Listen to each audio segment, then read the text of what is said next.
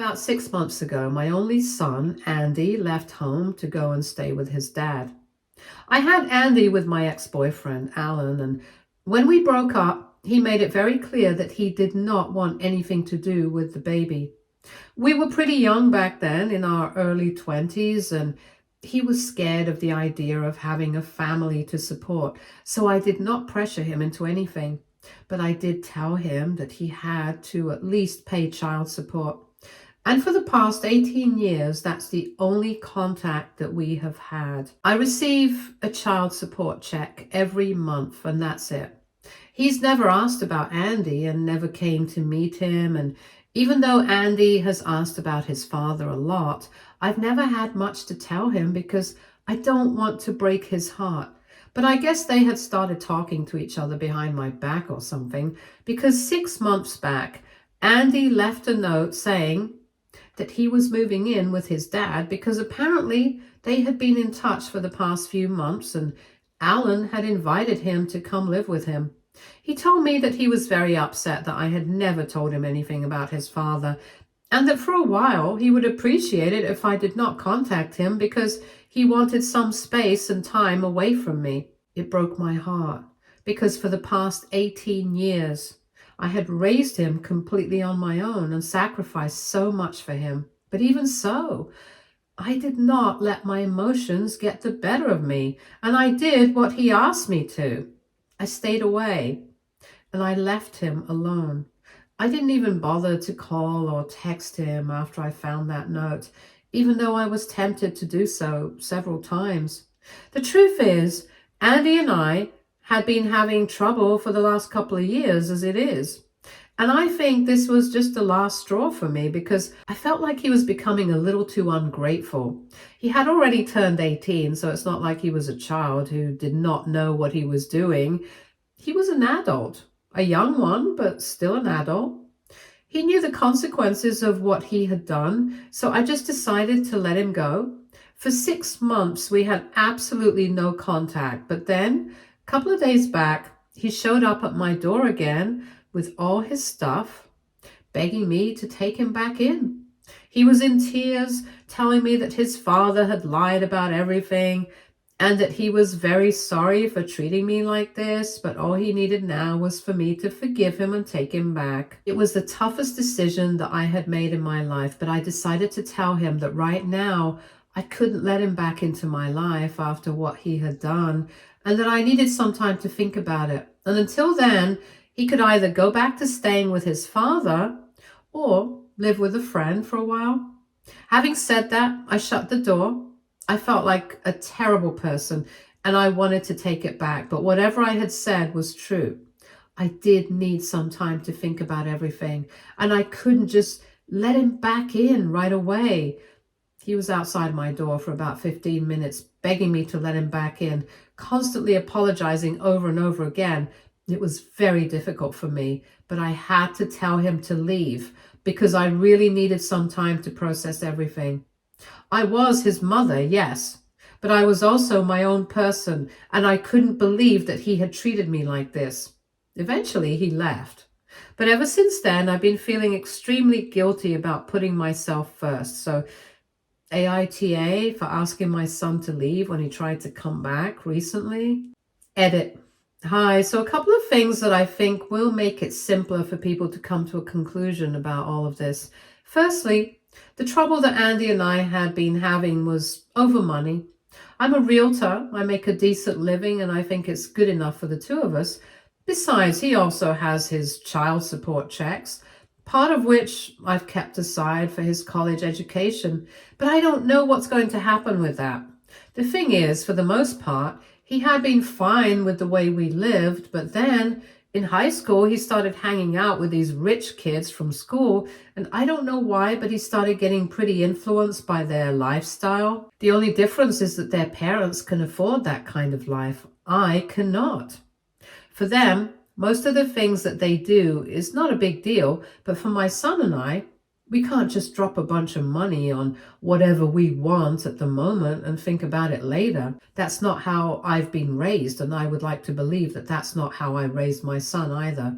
But anyway, he started to think that it was all very glamorous and wanted to live the same way and was very irresponsible with his money. So we started getting into fights pretty often over the way he would live, over his company. And in the last few months before he left, we've been fighting on almost a daily basis about his decision not to go to college and start working right after he graduated from high school. I had not worked so hard for him to give up on college, and I wanted him to have a degree, so I kept trying to get him to see how useful that would be. But he simply didn't care. It was pretty frustrating, but I tried my best to be there for him regardless.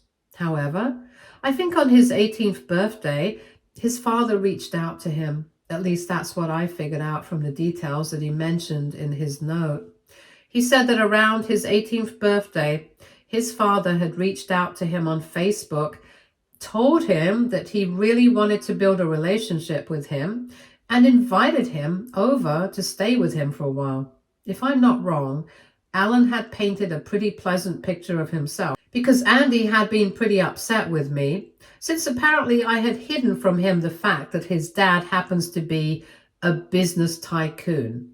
I'm pretty sure that's not the truth. I know that Alan runs his own company, but I wouldn't call him a business tycoon because neither he nor his company are anywhere near that level of success. But I'm guessing that that's what Alan had said to Andy, and my son believed it. And I put two and two together. I'm pretty sure that's why he decided to go live with his father and cut off ties with me. Because he thought that his father was a business tycoon and would be able to support the kind of lifestyle that he wanted, as opposed to living with me, where he would have to work for everything that he wanted and wouldn't be served up everything on a silver platter. And that was the biggest reason why I was so hurt for the past couple of months, which is why I needed some time to think about things right now. Update 1. Hey, thank you so much to everybody who commented. It's been close to a week since my son returned. Ever since I told him to go away, he's been texting me and trying to call me and telling me that he's really sorry about everything, and that if I just give him a chance, then he will be willing to fix everything that he did wrong. He has told me that he did not go back to staying with his dad because apparently it was a nightmare living with him, and he's been crashing with a friend for the past couple of days. In the last few messages that he has sent me, he has confirmed everything that I had been thinking, that he had only left because of the money. He believed that since his father was a business tycoon, he would have a better lifestyle with him as compared to here. He said that he had been ungrateful about everything that I had done for him, and that he could never forgive himself for what he had done. But the least that he could ask of me was that I forgive him. It hurts knowing that he was willing to abandon his own mother for a so-called better lifestyle, knowing that I have done everything in my power to provide him with everything that he has ever needed. Maybe it was not within my means to provide him with everything that he wanted, but even then, I tried my best. And I won't lie, it's really shattered me, because every single day of my life for the past 18 years has revolved around my son.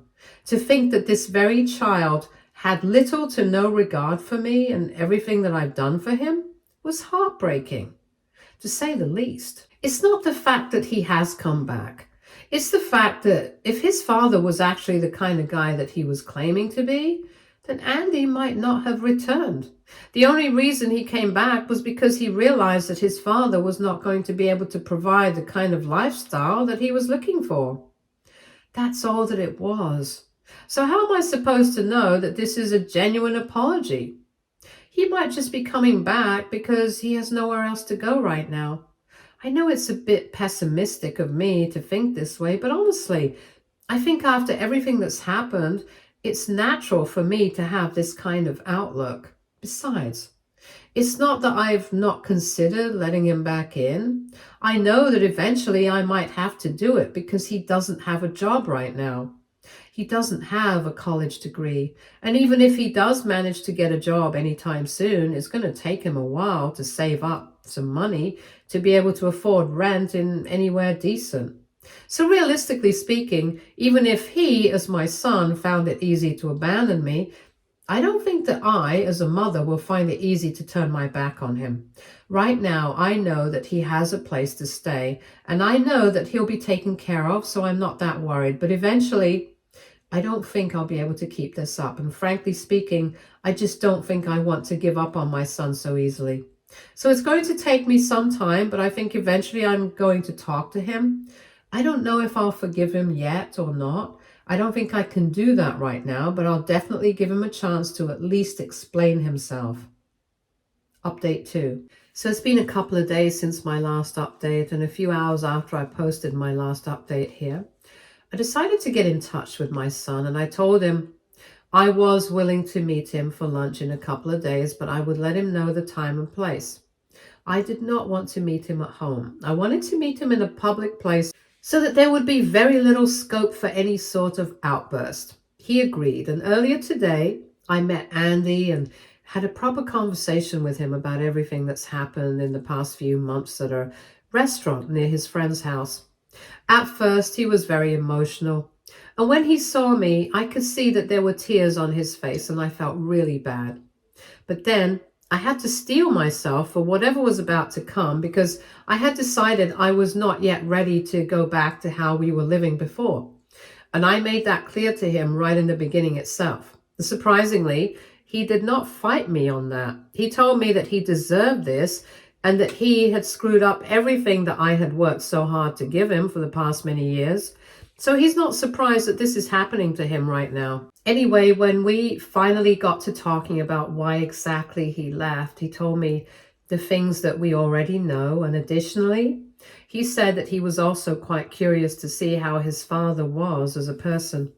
Because we had never spoken about him properly, there was this element of mystery around his father. And when Alan reached out to him around his 18th birthday and introduced himself, he started to think that his life would be very different if he had had his father in his life. And subconsciously, he started resenting me for never allowing that to happen. It was not until much later that he found out that it was Alan who had actually refused to be a part of his life. And I guess that was partly my fault as well, because in order to protect his feelings, I never told him the truth about his father. Because of that, Andy built his father up in his head, an imaginary version that did not exist. And when the real guy reached out, he instantly fell for it and went ahead to stay with him without giving me a second thought. I'm not saying that it was all because of me, but I'm guessing that I should have been honest with him and maybe this could have been avoided. I don't know. But whatever the case was, it was not just the lifestyle, it was also the curiosity that got to him. And in addition to that, Alan had really sold himself as a successful business tycoon with everything that one could want in the message that he had sent Andy when he had first reached out to him. Even on his Facebook profile, Alan was just full of himself, a total show-off. And I'm guessing that impressed my son because that's the kind of life that he wanted. But when he actually moved in with his father and started living with him, it came as a shock to him because that life was nothing at all like what he had imagined it to be. He thought that he would be living in a mansion. He wouldn't have to do any work around the house and he would get as much money as he wanted to spend on whatever he wanted. The reality was very different though.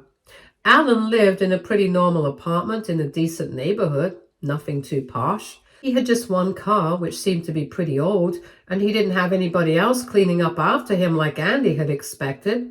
He had to do all the household chores by himself.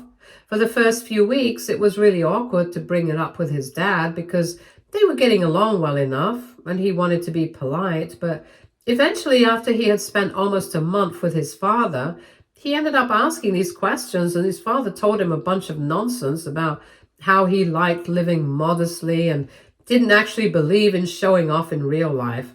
That was just him on social media, and it was a different personality there. For months, my son believed that and admired how humble and down to earth his father was. But even so, He kept waiting for his father to actually show him how rich he was, just to give him an example of his wealth.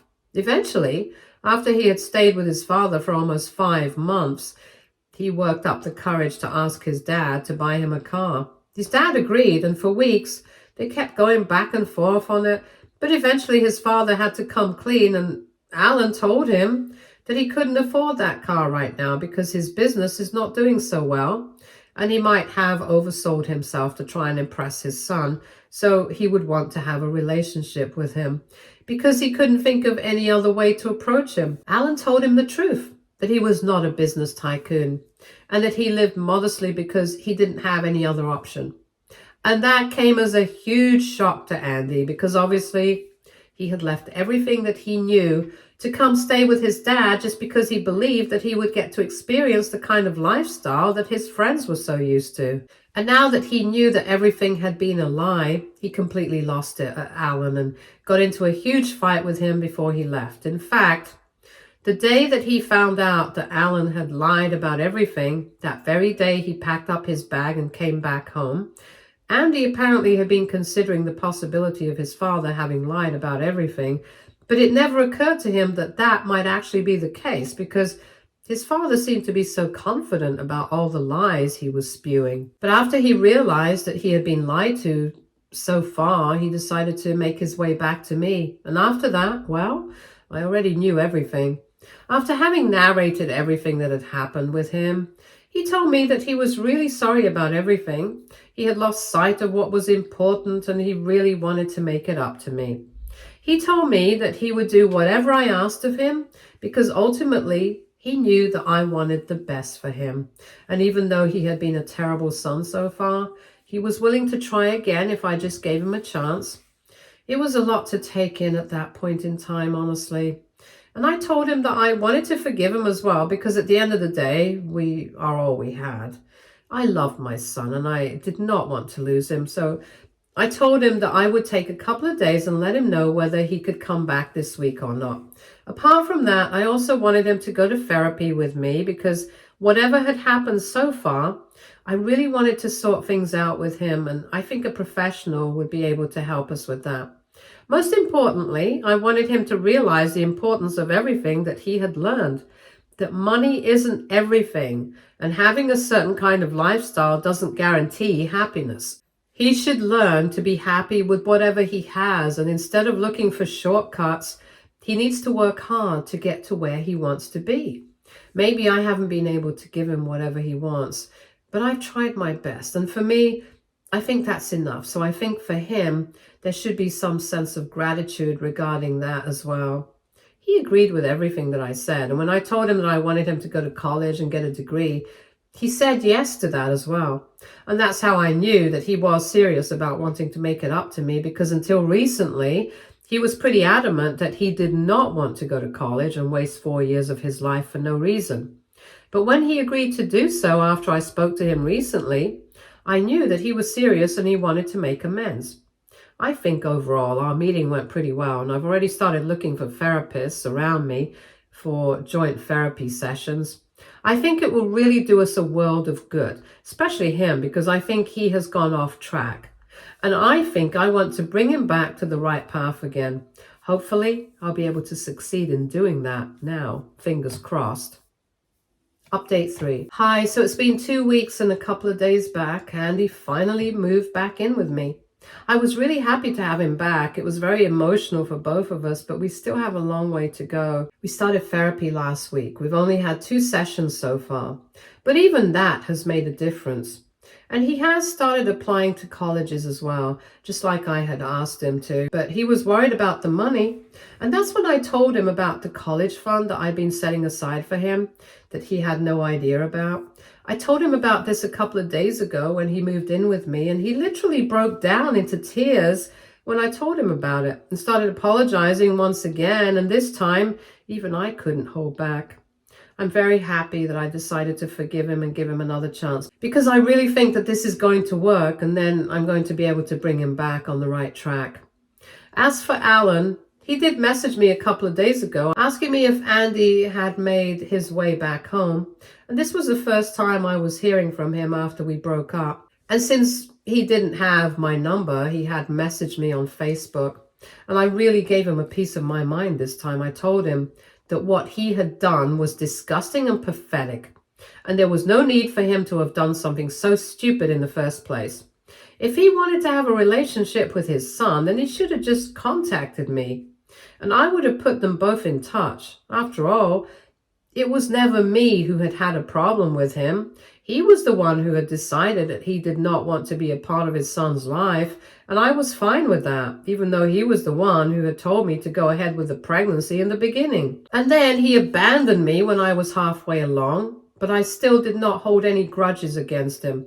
All I asked him was for some support financially. It was never me who would have had a problem with him wanting to build a relationship with Andy. So I don't understand why he felt the need to lie and create so much trouble for everyone. And now, after a few weeks had already passed since the incident, only then had he bothered to reach out to me to ask about his son.